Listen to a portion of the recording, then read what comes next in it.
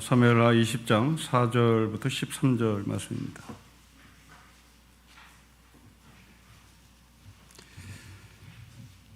한 절씩 교독합시다. 왕이 아마사에게 이르되 너는 나를 위하여 3일 내로 유다 사람을 큰 소리를 불러 모으고 너도 여기 있으라 하니라.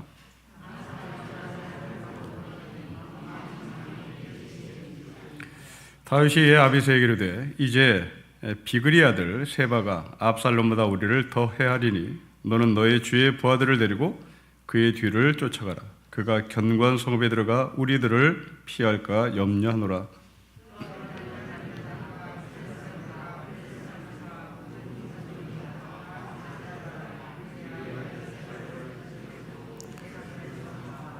기브온 큰 바위 곁에 이름에 아마사가 맞으러 오니 그때 요압이 군복을 입고 띠를 띠고 칼집에 꽂은 칼을 허리에 맸는데 그가 나아갈 때 칼이 빠져 떨어졌더라.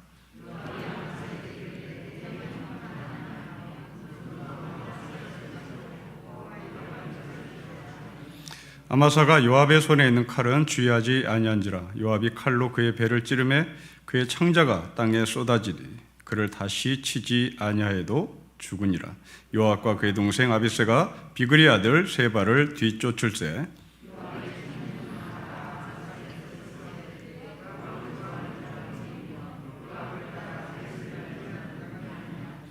아마사가 길 가운데 피 속에 있는지라. 그 청년이 모든 백성이 서 있는 것을 보고 아마사를 큰 길에서부터 밭으로 옮겼으나 거기에 이르는 자도 다 멈춰 서는 것을 보고 옷을 그 위에 덮으니라.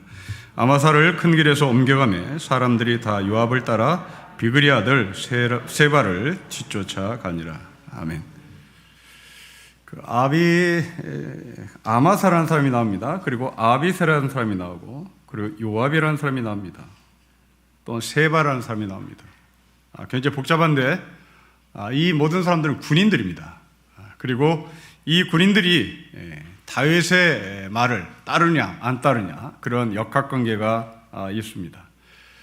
지금 이 이야기의 배경은 다윗의 아들 압살롬이 다윗을 반항했고 그래서 다윗은 예루살렘을 떠나서 도망을 갔다가 이제 압살롬에서 승리한 결과 다윗은 자신의 왕궁인 예루살렘으로 환궁을 합니다. 이제 다 끝난 것 같았으나 안타깝게도 끝이 나지 않았습니다. 세바라는 사람이 또 반역을 했습니다. 압살롬은 다윗의 아들이지만 세바는 사울의 지파입니다. 베냐민 지파입니다. 이 베냐민 지파 사울의 후손 이 세바가 다윗의 왕조를 인정하지 않았던 것이죠. 결과에 승부를 하지 않았습니다. 그래서 이 혼란한 틈을 타서 사울 왕국을 다시 복원하기 위하여 이제 베냐민 지파의 한 사람이었던 세바가 다윗을 향해서 전쟁을 선포한 겁니다.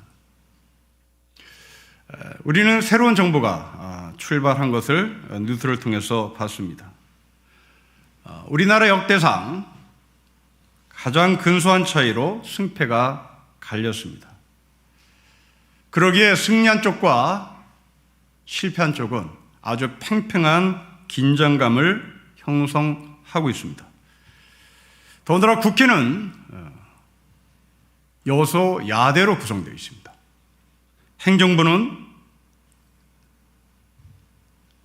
여당이 장악했으나 입법부는 야당이 장악하고 있습니다. 당연히 서로가 인정을 하지 않으려고 기싸움에 들어가겠죠. 그리고 정치는 그런 것이라고 말할 것입니다. 하지만 저는 개인적으로 이런 비방과 긴장과 그리고 겉모설수가 세바 같은 사람에게 전달되지 않았으면 좋겠습니다. 그 세바는 북한입니다. 압살롬과 다윗은 서로 짓고받아 싸워도 결국 그 안에서 결론이 나는 겁니다. 그러나 베냐민 편 세바가 다윗을 향해서 전쟁을 선포한 것은 이야기는 좀 달라집니다. 우리가 여소야대 행정부와 입법부가 서로 팽팽한 긴장 속에서 싸우는 것은 우리 안의 문제입니다. 그러나 이것이 빌미가 돼서 세바에게 전쟁을 할 수 있는 기회를 준 것처럼 북한에게 이런 호반적인, 도전적인, 호전적인 기회가 주어지지 않기를 바랍니다. 지금 새로운 대통령은 정치를 잘 모르는 사람입니다. 정치 신인입니다. 국회의원을 해본 적도 없습니다. 구의원도 해본 적이 없습니다. 조율을 해본 적이 없단 말입니다. 지시와 명령에 평생을 산 사람입니다. 정치는 지시를 하는 것이 아닙니다. 정치는 조율을 하는 것입니다. 수많은 사람이 이해관계를 하나로 묶어내서 한 방향으로 나아갈 수 있는 힘을 만들어내는 것이 바로 정치입니다. 그러기에 이것은 교과서로 되지 않습니다. 이것은 경험으로 되지 않습니다. 수많은 사람들의 이야기를 잘 들어 어떤 방향으로 가야 될지 참모들의 의견을 따라 함께 결정을 해야 되는 겁니다. 북한에게 빌미를 주지 않았으면 좋겠습니다. 다윗은 압살롬과의 내부 싸움을 뛰어넘어 이제 세바라고 하는 베냐민 지파와 싸워야 하는 현실이 바로 다윗의 정부에 생겼습니다. 여러분, 가장 좋은 길은 싸우지 않고 이기는 것입니다. 싸우지 않고 승리하는 것이 가장 최선의 방법입니다. 우리는 북한과 싸우지 않고 승리를 했으면 좋겠습니다. 북한에게 빌미를 주고 북한이 갖고 있는 핵무기가 이 땅을 초토화시키지 않았으면 좋겠습니다. 유대인 격언 중에 이런 말이 있습니다. 흐르는 물을 모두 막아버리면 수압이 더 강해진다. 필요한 만큼 흙을 쌓아 둔덕을 만들면 물길이 그 부분을 돌아서 흘러내려간다. 매사를 싸워서 이겨내야 할 것으로 규정하면 상대는 더욱 강한 적이 되어 부딪혀온다. 그 대신 자세를 굳건히 하고 실력을 키우면 이쪽을 함부로 넘보지 못하거나 피해가게 된다. 싸우지 않고도 내 앞을 가로막는 요소들이 사라지게 만드는 현명함이 필요하다. 정면 대결을 피하고 숙이는 것처럼 보여도 실은 좀 더 본질적인 면을 간파한 난관 퇴치법이다. 어둠을 향해 아무리 무기를 휘둘러도 결국은 어둠에 묻히지만 빛을 밝게 하면 어둠이 절로 사라지듯이 어둠과 싸우기보다 빛을 더 밝게 만들어야 한다. 그러나 다윗은 세바와 전쟁하는 것을 택했습니다. 그 전쟁의 최전선에 한 장군을 세웁니다. 그 장군은 이름이 아마사입니다. 여러분 4절 보십시오. 우리 4절을 같이 읽겠습니다. 시작. 왕이 아마사에게 이르되 너는 나를 위하여 3일 내로 유다 사람들을 큰 수를 불러 모으고 너도 여기 있으라고 명령합니다. 여러분 19장 13절을 보면 이 아마사는 압살롬 군대의 사령관이었습니다. 압살롬 군대, 자기 아들 군대의 사령관이었던 이 아마사를 다윗의 입장에서 보면 정적인 이 아마사를 자신의 군대 장관으로 세웁니다. 여러분 이때 이 압살롬과 싸웠을 때 다윗의 군대 장관은 요압이었습니다. 그런데 다윗은 이 요압 대신 압살롬의 군대에서 군대 장관을 했던 아마사를 요압의 자리에 앉혔다는 얘기입니다. 왜 요압을 해고하고 그 자리에 아마사를 앉혔는지 성경은 명확하게 말하지 않습니다. 다만 추측할 뿐입니다. 요압이 다윗의 아들 압살롬을 죽였기 때문입니다.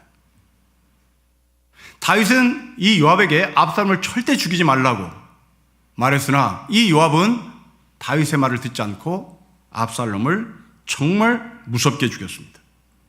아마 이것이 계기가 돼서 다윗은 요압을 그 자리에서 내치고 그 자리에 아마사를 세운 것 같습니다. 근데 이 아마사는 이제 명령을 받고 군대를 소집하러 나갔으나 다윗의 뜻대로 군인을 모집하지 못했습니다. 여러분 5절 말씀 보십시오. 우리 같이 읽겠습니다. 시작. 아마사가 우리 유다 사람을 모으러 가니라 왕이 정한 기일에 지체됐습니다. 여러분, 이유가 불분명합니다. 도대체 왜 아마사는 군대 소집에 실패했나? 왜 3일 안에 군대를 모집하지 못했나? 우리는 두 가지로 추측할 수 있겠죠. 하나는 아마사의 능력 없음, 실력 없음. 아니면 두 번째, 다윗의 정책에 유다 사람들이 동조를 하지 않았을 것이라는 추측입니다. 문제는 아마사가 능력이 있건 없건, 문제는 다윗의 리더십의 문제입니다. 만일 아마사가 군대를 모집할 능력이 없는 사람이었다면 그 자리에 앉힌 다윗에게 문제가 있는 것이죠. 백성들이 동조를 하지 않았더라면 이 또한 다윗에게 문제가 있는 겁니다. 아마사가 문제가 있는 것이 아니라 결국은 다윗에게 문제가 있었던 거죠.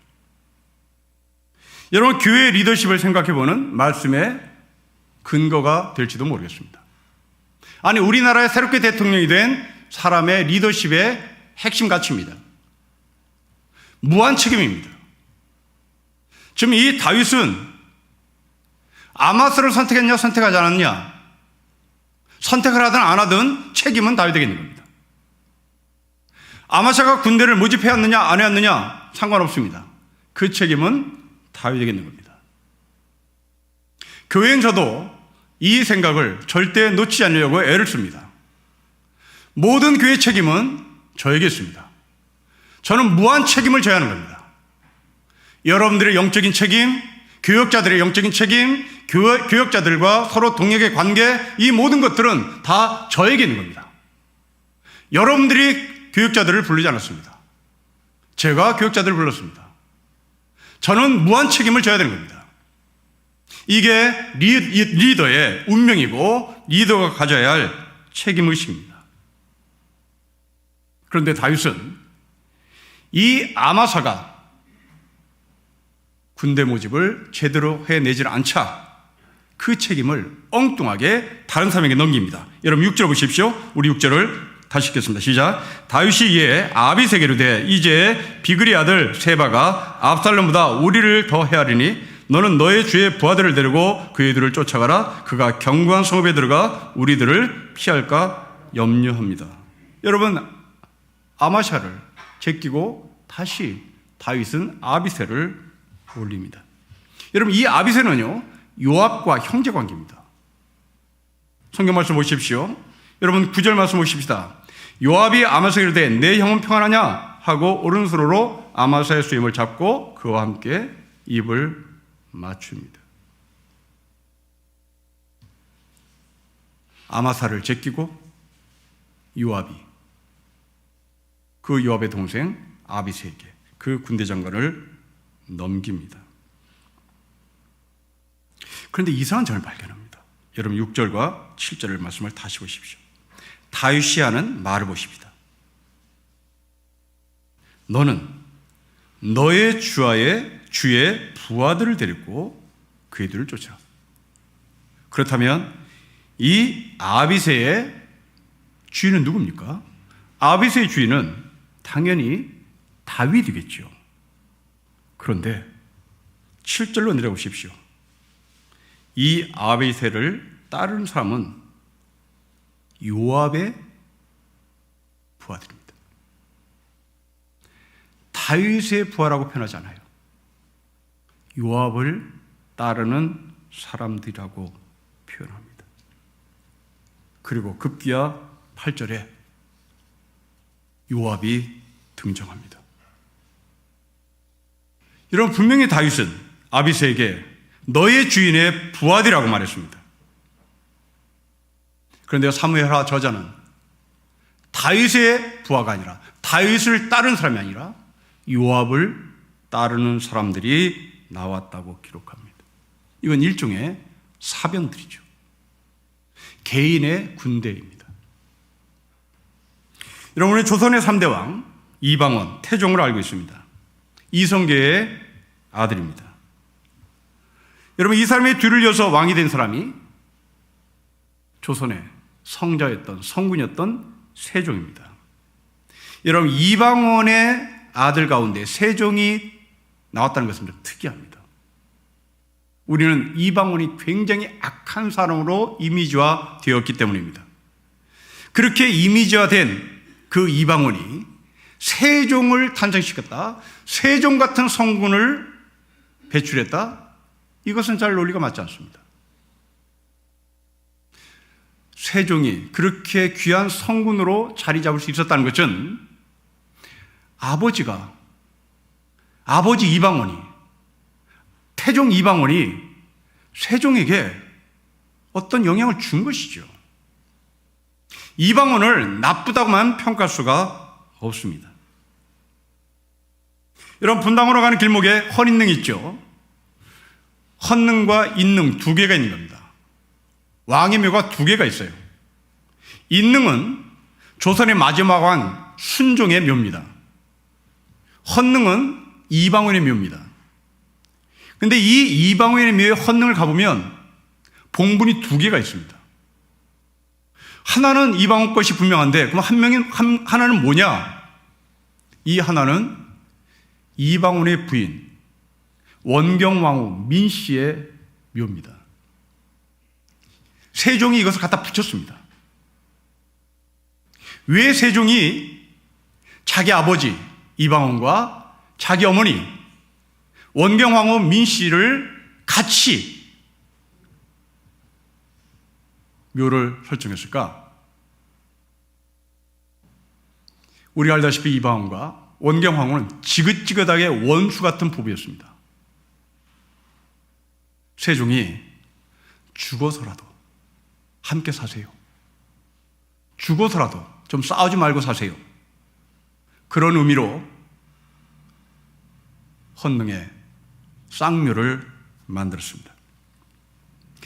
이야기는 딴 데 흘렀는데 여러분, 이방원이 조선의 역사에서 가장 큰 일을 한 것이 하나 있습니다.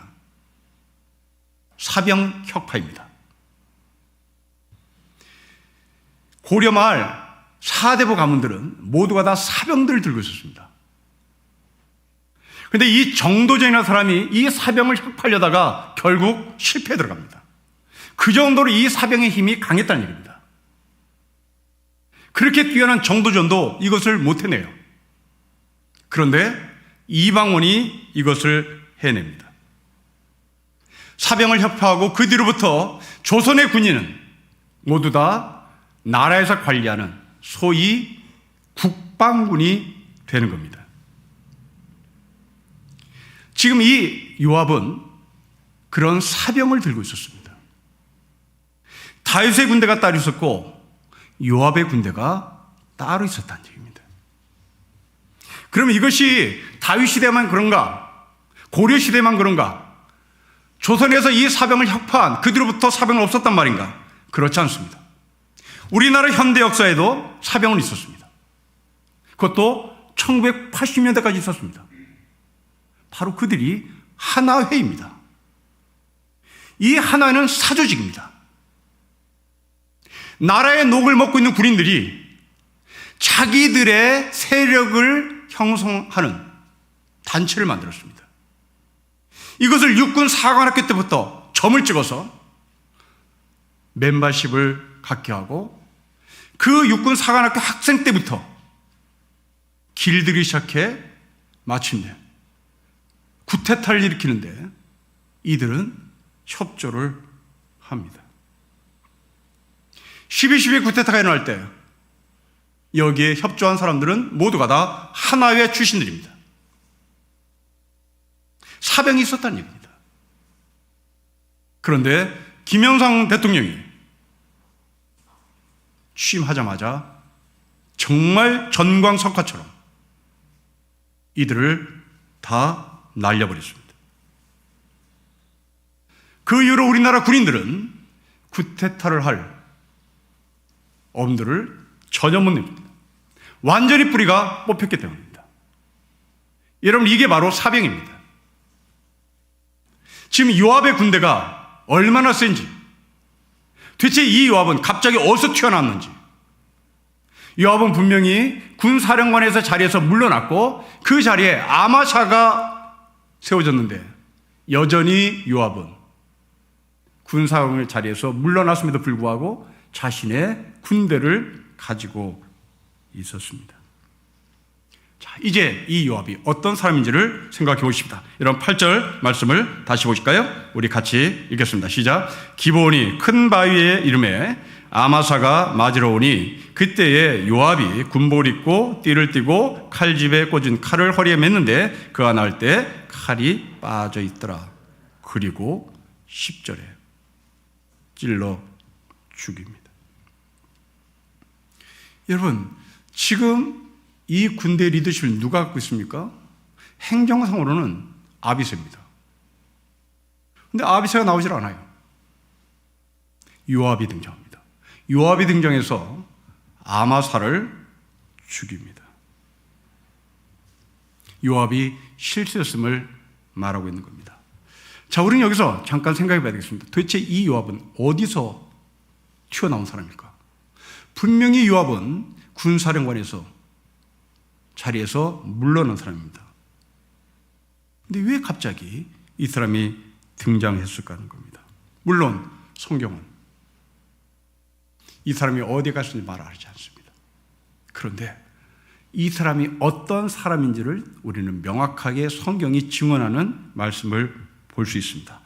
여러분, 사무엘하 뒤에 있는 책 열왕기상을 좀 봅시다. 열왕기상 1장 5절부터 7절입니다. 여기에 요압이 어떤 사람인지 말하는 본문을 만납니다. 열왕기상 1장 5절부터 7절 말씀을 제가 천천히 읽겠습니다. 그때에 학기세 아들 아도니아가 스스로 높여서 이르를 내가 왕이 되려 하고 자기를 위하여 병거와 기병과 호위병 50명을 준비하니 그는 압살롬 다음에 태어난 자요 용모가 심히 준수한 자라 그의 아버지가 너가 어찌하여 그리하였느냐고 하는 말을 한 번도 그를 섭섭하게 한 일이 없었더라. 아도니아가 수르야의 아들 요압과 제사장 아비아달과 모이아니 그들이 따르고 도왔다. 요압이 나옵니다. 이 요압이 지금 누구랑 손을 잡습니까? 압살롬과 같은 반역을 저지르는 아도니아의 편에 섭니다. 여러분, 우리는 이런 군인을 어떤 군이라고 얘기하죠? 이런 군인을 정치군이라고 얘기하는 겁니다. 나라를 살리게 한 군인이 아니라 자신의 권력을 얻기 위하여 이리저리 붙는 사람을 정치군인이라고 얘기하죠. 요압은 정치군인이었습니다. 자, 정말 정치군인인지 이제 요압이 사람을 죽인 사건을 정리해 보겠습니다. 여러분, 첫째로 사무엘하 3장에 보면 사울의 군대 장관인 아브넬을 요압이 배를 찔러 죽입니다. 사무엘 11장에는 우리야를 죽이기 위하여 전장에 내보내고 교수형을 뒤에서 죽이도록 교사범으로 요압이 서지요. 사무엘 18장에서는 압살롬을 또 죽입니다. 그리고 오늘은 아마샤를 죽입니다. 훗날 아도니아 편에 서서 반란을 일으킵니다. 공통점이 있습니다. 권력지향적인 군인입니다. 나라를 생각하지 않습니다. 그러기에 요압은 정치군입니다. 여러분, 우리나라에 정치군인들이 많았습니다. 안보를 명분으로 자신들의 권력을 나누거나 그 권력을 유지하는 데 썼습니다. 심지어 그 정치 군인들은 북한과 내통도 했습니다. 그리고 그런 안보를 빌미로 선거 때 북한에 포한발 쏴달라고 북한에 돈을 가져다 주는 정치인들도 있었습니다. 나라를 생각하지 않습니다. 안보 하는데 그 안보 뒤에는 자신의 권력과 자신의 이익을 챙기는데 급급합니다. 필리핀도 우리나라처럼 새로운 대통령을 선출했습니다. 이번에 대통령으로 당선된 사람은 마르코스의 아들입니다. 저희가 어릴 때 마르코스는 독재자의 대명사였습니다. 부정부패의 완판왕이었습니다. 이 사람의 부인이 이멜다라는 여자입니다. 이 이멜다는 명품 구두가 3,000컬레를 갖고 있는 것으로 회자됩니다. 여러분, 우리는 30컬레도 갖고 있지 못합니다. 그런데 이 사람의 명품 구두가 3,000컬레라면 얼마나 많은 사치를 부렸을까 하는 겁니다. 그런데 이 사람의 아들이 이번에 대통령이 됐습니다. 투표로 당선됐습니다. 이 사람에게 몰표를 준 사람은 20대 청년들입니다. 이 20대 청년은 마르코스가 누군지, 이멜다가 누군지 역사를 통해서 배웠으나 그것이 몸으로 체득이 안 된 사람입니다. 그러게 달콤한 말로 너희들에게 좋은 것을 해줄게 라는 말에 이 20대 아이들은 역사의식이 전혀 없었던 이 20대 아이들이 상당수가 마르코스에게 표를 던졌습니다. 그리고 부통령은 기가 막히게 지금 두테르테, 그 무시무시한 두테르테의 딸이 부통령이 됐습니다. 이 필리핀은 지금 어떻게 흘러갈지 우리가 예측할 수 있을 것 같습니다. 역사에 관심이 없었던 젊은이들, 그들을 통하여 필리핀은 지금 굉장히 복잡한 정세로 갈 것 같습니다. 여러분, 악은 사라지지 않습니다. 악은 사라지는 것이 아니라 잠깐 그 자리를 피할 뿐입니다. 그리고 때가 되면, 기회가 되면 반드시 그 악은 오게 되어 있습니다. 이건 성경이 말하는 바입니다. 여러분, 예수님 보십시오. 광야 40일의 금식을 하신 예수님은 사탄에게 시험을 받습니다. 사탄에게 시험을 받은 예수님은 그 사탄을 이깁니다. 그런데 성경은 사탄이 예수님을 완전히 떠났다 말하지 않습니다. 예수님을 곁을 떠났다고 얘기합니다. 그리고 그 사탄은 다시 옵니다. 언제요? 예수님께서 십자가에 죽으실 때 다시 옵니다. 이게 악입니다. 여러분, 민주주의는 교과서로 배우는 게 아닙니다. 민주주의는 몸으로 배우는 겁니다. 교과서에서 민주주의 말하지 않는 책은 없습니다. 그러나 20대 아이들에게 30대 청년들에게 민주주의가 뭔지를 물으면 모릅니다. 왜요? 몸으로 체득이 되지 않았기 때문입니다. 그런 사이에 요압 같은 사람이 나타나는 거죠. 그런 사이에 마르코스가 나타나는 겁니다. 힘없는 사람을 죽입니다. 그것도 비참하게 죽입니다. 요압은 아마사의 배를 찔러 죽입니다. 그리고 소금술을 씁니다. 그것이 8절과 9절과 10절의 내용입니다. 이때 이 소금술을 쓴 광경의 극치를 보십시오. 여러분 9절 읽겠습니다. 같이 읽겠습니다. 시작. 요압이 아마사에게 이르되 내 영은 평안하냐 하매 오른손으로 아마사의 수염을 잡고 그와 입을 맞춥니다. 여러분 어디서 많이 본 그림입니다. 어디서 봤지요? 그렇습니다. 가룟 유다가 예수님과 입을 맞추는 광경입니다. 여러분, 입을 맞춘다는 것은 친구라는 의미입니다. 친하다는 말입니다. 그리고 죽였습니다. 요압은, 가룟 유다는 우정을 이용해서 사람을 죽입니다. 결국 아마사는 죽었습니다. 이 아마사의 시체를 처리하는 광경 또한 무섭습니다. 여러분 12절, 13절 말씀을 보십시오. 우리 같이 읽겠습니다. 시작. 아마사가 길 가운데 피 속에 놓여 있는지라 그 청년이 모든 백성이 사는 것을 보고 아마사를 큰 길에서부터 밭으로 옮겼으나 거기에 이르는 자도 다 멈춰서는 것을 보고 옷을 그 위에 덮으니라. 아마사를 큰 길에서 옮겨가매 사람들이 다 요압을 따라 비그리 아들 세바를 뒤쫓아 갑니다. 이 청년이 누굽니까? 11절 올라가 보십시오. 요압의 군대 한 사람입니다. 요압과 다윗이 한편임을 주장합니다. 그렇지 않잖아요. 이 요압의 군대 한 청년이 요압은 다윗과 한편이다. 아니잖아요. 지금 이 요압의 군대 청년은 선전선동을 하고 있는 겁니다. 그리고 사람들이 이 아마사의 시체를 보지 못하도록 덮습니다. 현대어로 얘기하면 아마사의 시체를 탈취했다는 얘기입니다. 여러분, 저희가 학교 다닐 때 의문사에서 죽은 사람 시체를 탈취하려고 경찰들이 난입한 사건이 참 많았습니다. 지금 이게 그 얘기입니다. 아마사가 죽은 그 시체를 사람들이 보이지 못하도록 다 덮습니다. 사람들은 아마사가 어떻게 죽었는지 모릅니다. 그리고 13절의 말씀해 보십시오. 요압을 따라서 세바를 추적해 갑니다. 여러분, 왜 세바를 추적하려고 합니까? 나라를 세우려고요? 아닙니다. 지금 요압을 따라합니다.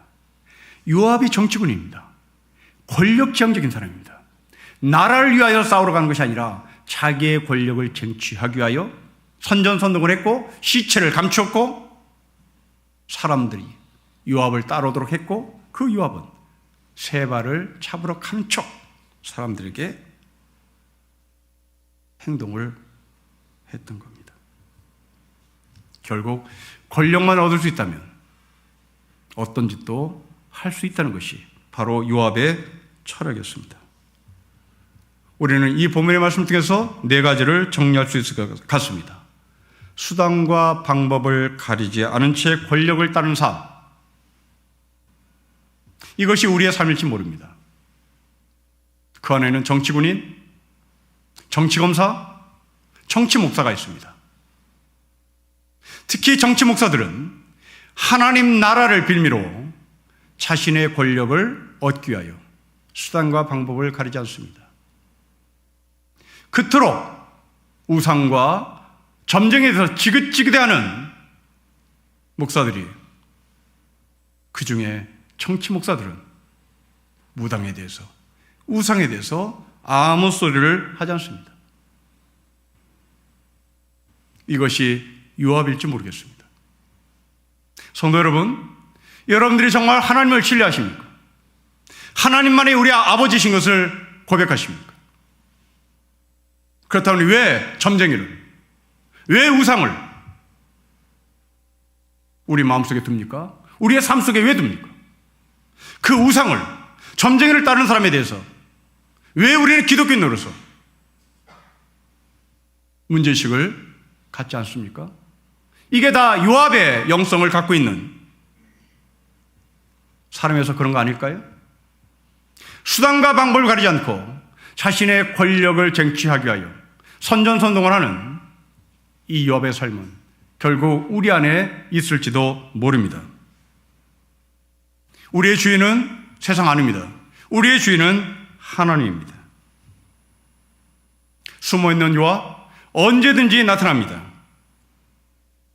그 숨어있는 요압이 나타날 때 우리는 그 요압을 기억하고 그 요압과 거리를 둬야 되는 영적인 깨어있음이 필요합니다. 사탄은 죽지 않습니다. 사탄은 떠날 뿐입니다. 그리고 반드시 여러분 곁에 옵니다. 여러분의 삶이 편안하든 여러분의 삶이 힘들든 여러분들의 빈자리를 치고 쓰러뜨리고 싶은 그 기회가만 사탄이 잡으면 그 사탄은 반드시 여러분에게 나타납니다. 교회 안에서 선전선동하는 요압 같은 사람, 우리에게는 있을 수 없습니다.